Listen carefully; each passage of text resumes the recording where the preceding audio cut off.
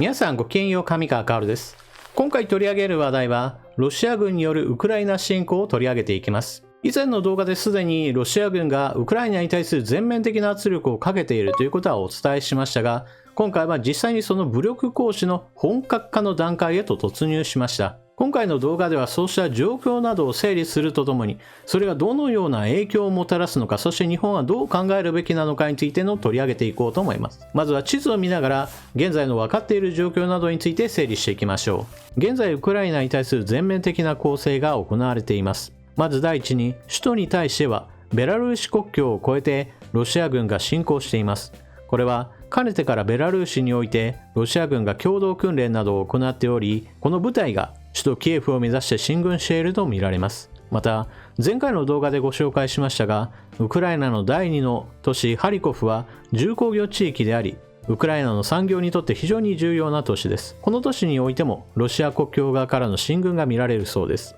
さらに東部地域においては、かねてから傀儡政権があり、この傀儡政権をロシアが国家承認を行いました。プーチン大統領はこの傀儡国家に対する攻撃を事前に防止するためにウクライナに対する自衛的な手段として軍事行使を行うのだという名目を一応は掲げています。この東部地域における侵攻というものも当然のようにさらなる侵攻といったものが進んでいるものとみられます。さらにはこれまで話題に上がることが少なかったウクライナ南部オデッサにおいてもクリミア半島経由で攻勢がかけられているという情報もあります。これはウクライナ海軍に対してロシア海軍の方が圧倒的に優勢なために非常に攻撃がしやすいという状況も背景にはあります。さらにはオデッサはウクライナ経済にとって非常に外界との貿易港として重要であり、この拠点を抑えられることも非常に痛いこととなります。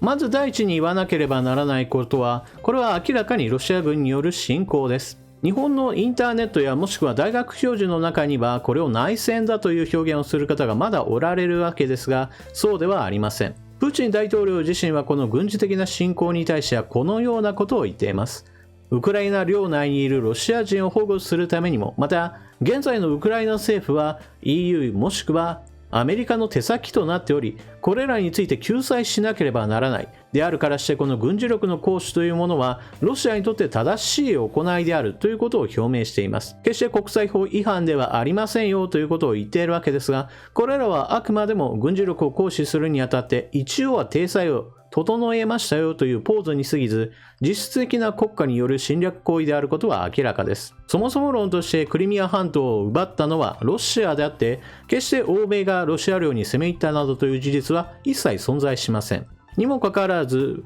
プーチン大統領自身はロシア国内に対しては先ほど述べたような悪いのは欧米側であって我々は被害者である。そしてウクライナの国民たちもそのような欧米の手先になってしまった。だから救わなければならない救済戦争であるというような言い方を行ってロシア国内における支持を訴えかけています。論理構成そのものはもう突っ込み待ちといった感じなわけですが、それでも基本的にプーチン大統領にしては自国の中でどう思われるかというのが大事であって、外からどう批判されるかといったのは気にしている様子は全くありません。ですが、このようなプーチン大統領の言い分については残念ながら日本の中においても、なるほどプーチン大統領がそう言うんだったらそうに違いないと完全にロシア側の言い分というものを信じた上で、反米やもしくは反 EU、反 NATO といった姿勢を持ってこれらを批判する大学教授やもしくは YouTube 上のフリージャーナリストやもしくは言論人と呼ばれるような人たちがロシア側に立った解説などを行っているのも現状です。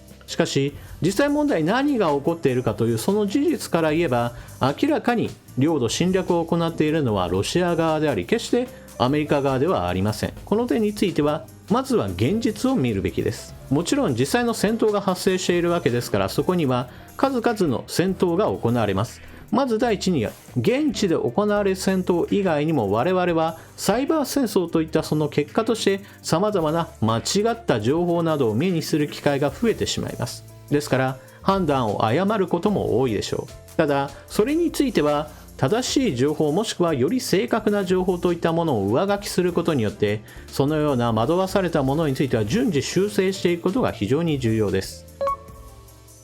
そして地図を元にして現在の状況についてはご説明しましたが、これらのことからが考えられるプーチン大統領の目指している点については様々な憶測が飛び交っている状態です。まず第一に考えられるのが、ウクライナ全土を制圧した上で何をするかについてです。もはやこの点について言えば、部分的な占領では済まないであろうということが考えられます。これは軍事評論家などがすでに述べていますが、ウクライナ周辺にいるロシア軍は小規模な軍事的な衝突などを想定しているものではなく、圧倒的な火力を持って全てをなぎ倒そうということを想定した、それだけの大規模な軍事力の集結が見られます。ですから、目指している攻略目標というのは基本的にはウクライナ全土だと考えるのが自然です。その後どうするかについては、プーチン大統領がウクライナ全土をそのまま国家としては廃止し、全体をロシアに吸収するのではという案がありますが、これについては私もさすがに懐疑的で、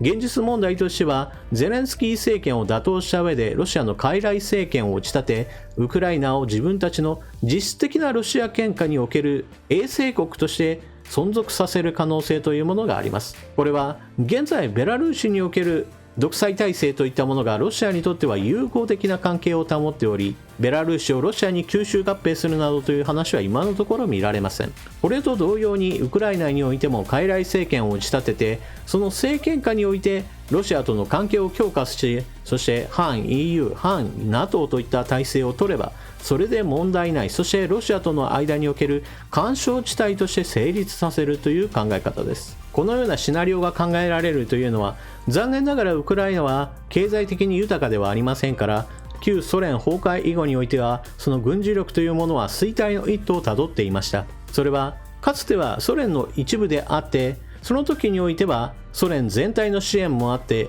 工業生産なども盛んでした。そのために核兵器を保有したり、もしくは兵器産業といったものも盛んだったわけですが、それ以後においてはロシア全体からの支援がありませんから、ウクライナ一国においてはそれだけの軍事力を支えることができませんでした。そのような状況下においてロシアやアメリカからの干渉もあって核兵器をロシアに譲渡したといったことがあります。ソ連崩壊時においてはロシアとウクライナとの関係というものはそれこそ連邦国家の一員でありましたから、別に関係が悪かったわけではありません。ですからその時においてはあまりにもウクライナの国力においては過大な核戦力については維持するのが難しいといった事情がありました。しかし現在の状況から考えれば、歯を食いしばってでも核戦力を維持している方が良かったというのが後からの結論となります。ただしこれは歴史上において決して振り返ってみた場合の後悔であって、今から何とかできる話ではありません。一方、侵攻する側のロシアにとって今回の出来事というのは基本的には損得感情から言えばマイナスにしかならないことはすでに前回の動画で解説を行いました。しかしこのような軍事侵攻を行う時においてはそのような損得感情といったものは全く意味がなく、やるとなったらやる、それを歯止めになるような考え方ではないということも注意しておかなければならないところです。さらに言えばロシアは非常に経済制裁などに強い国であることは指摘しておかなければなりません。何しろロシアは非常に広大な国土を抱えており、資源、例えばエネルギー源については石炭、石油、天然ガス、そしてウランなどについても自活することができますし、また食料面においても広い国土を生かして非常に豊富な穀物を育てることができます。その他鉱物資源なども取れますし、基本的には資源を供給する側でした。ですから経済制裁などが強化されることによってダメージを負うのはロシアでも、またヨーロッパやアメリカ、そして日本などについても同じようなことが言えます。そういった意味においてはロシアは基本的には戦争を起こすことによって与えられるダメージについて言えばある程度耐えることができる国です。何しろ民主的な選挙というものが行われているわけではなく、ロシアにおける選挙というのは基本的には形だけのものに過ぎません。ですから国家体制として今回のような軍事的な侵攻のそのダメージといったものを基本的にはさほど気にしないという状況があります。もちろん国民生活にとっては大打撃があるでしょうが、これについて言えば統治者であるプーチン大統領にとってはそれは自分のことではない以上、彼がそのことを気にかけることはないでしょう。国民経済を台無しにしてしまうということに関して、それが政治判断に大きな影響を及ぼすのは基本的には選挙が機能している国だけと考えた方が良いです。このことは究極的に言えば、選挙というものが一応はやっているんだけど全く機能していない北朝鮮などを見ればわかるでしょう。北朝鮮は国民生活を完全に破壊するような政治政策といったものがずっと取られているわけですが、金王朝はそのことについて気にしている様子はありません。次に、今回の軍事侵攻に対して世界的な悪影響がどのようなものであるかについても解説を行っておきましょう。先ほども述べたように、ロシアは資源大国であり、また食料などについて言っても海外へと輸出が盛んな国でした。一番有名なところで言えば、天然ガスのヨーロッパへの供給といったものがあるわけですが、この点について言えば、たとえ今回ヨーロッパが一致団結してロシア産の天然ガスについてある程度制限をかけたとしても、いざとなればロシアとしてはその売り先を変更し、中国にどんどんと売りつけるといった行為をすることが考えられます。もちろんパイプラインのその供給量には限界があって、すべてを中国向けにすることは難しいわけですが、しかし完全に途絶するわけではないということは気をつけなければいけません。しかし一方においてこのような供給の混乱というものが見られる以上、天然ガスについての価格や、もしくはそれに波及する形で石炭や石油、それらのエネルギー源の価格高騰がもたらされれば、それは世界的に見てもコスト上昇へとつながり、経済の悪影響は避けられません。そして食料面について言っても、ロシアとウクライナこの両国は小麦を輸出する側でしたから、これらについての収穫作業なりも当然悪影響が出るでしょうし、またその輸出についても制限がかかるようなことになれば、その供給先における話だけではなく、世界的な穀物の価格上昇へとつながってきます。日本にとっては、これは決して人事ではありません。エネルギー源にしても食料にしてもそうなのですが、基本的に日本は輸入が基本的な姿勢であり、輸出しているというのは非常に一部のものに過ぎません。ですから、価格上昇の悪影響というのは日本にも直接降りかかってくるのです。また、日本のエネルギー需給という面においても、天然ガスについて言えば、ロシア側からの供給がシェアの1割程度を占めており、これをどれほど絞れるかというのは一つ政治的な大きな課題となります。少なくともこれらについての問題を緩和するために、今ある日本の原発については、点検が終わっているものがほとんどですから、これらを動かすことによって、少しでも天然ガスに対するエネルギーの依存度を下げることが必要だと考えられます。次に国際的な政治上においての影響について解説しましょう。今回の出来事に関しては基本的にアメリカは一貫してプーチン大統領はウクライナに対する侵攻を準備しており、そうするだろうと予告を行っていました。そして今回の件に関しても経済制裁などに対して積極的にヨーロッパやもしくは日本などに対しても結束して制裁を行おうという呼びかけを行っています。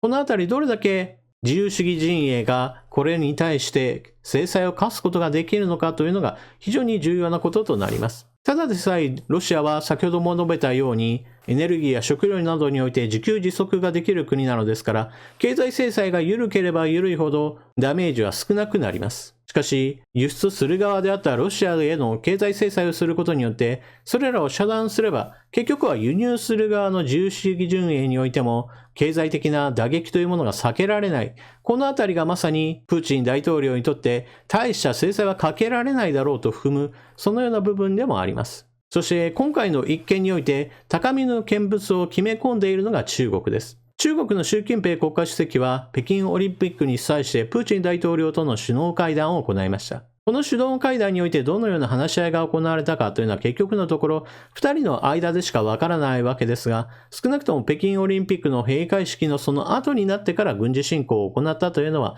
ある程度スケジュールについて事前調整が行われていた可能性というものは想像できます。そして今回の軍事侵攻にあたっても中国は基本的には批判や反対といった意見を行ってロシアに対する経済制裁などにはおそらくは加わることはないでしょう。なぜならばロシアが今回の軍事侵攻をしてそして欧米と対立したとあっても別に中国にとっては痛い話ではないからです。むしろ世界の注目の目がウクライナに集中することによって中国にとっては他の方面に対する自分たちの軍事的圧力を高めたとしても、それらが国際政治上において少し注目されなくなるという利点を彼らは感じているはずです。ロシアとアメリカがそれぞれ睨み合って中国への関心が低くなれば、それは中国にとって好都合な政治状況とも言えるのです。さらに言えば、今回のロシアが取った様々なずさんな理論構築による軍事侵攻といったものについて、日米欧が結束して経済制裁などをかけられないというようなことになれば、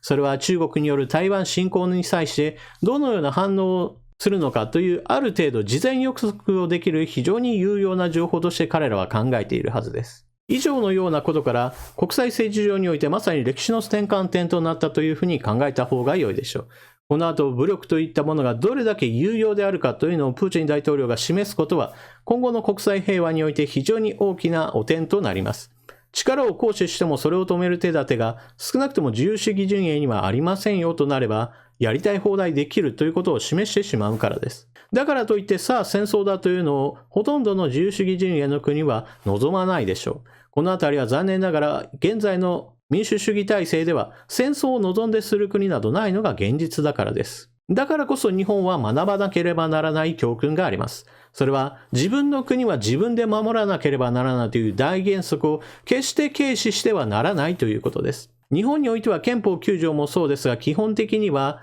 誰かが守ってくれるもしくは何もしないでも平和が守られるみたいなかなり無茶な理論をもってして現実を無視した人たちがいます。しかし今回のウクライナの件を見ても明らかのように軍事力を行使しようと考えている人に対しては何ら話し合いといったものが意味がない時が必ずあるということを直視しなければなりません。ウクライナの場合においては NATO に加盟するということができない状況下において今回の出来事が起こったので同盟軍というものは基本的には存在しないわけですが日本においては日米軍事同盟というものがあります。しかしこれについて言ってもあくまでも米軍は日本自身が日本を守るために戦った時の援護はしてくれますが日本人自身が日本を守るために戦わないのであればその場合においてはアメリカも同様に助けを出すことはないと考えた方が良いでしょう。自分の国を守るために日本自身が戦っているんであればその時には初めて米軍も助けに来るという形になることを忘れてはなりません。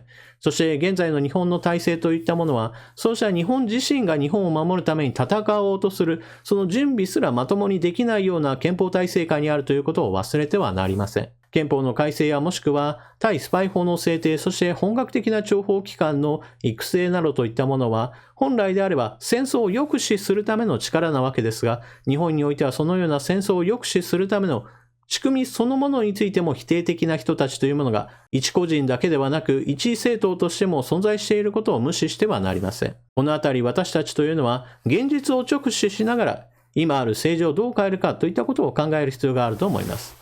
皆さんは今回の話を聞かれてどのようなことを思われたでしょうか。ぜひともコメントしていってください。それでは動画を最後までご覧いただきありがとうございました。いいな、もしくは支持するなといった気持ちがある方はぜひとも動画を拡散して情報を多くの人に知らせてください。それでは次の動画でまたお目にかかりましょう。またね。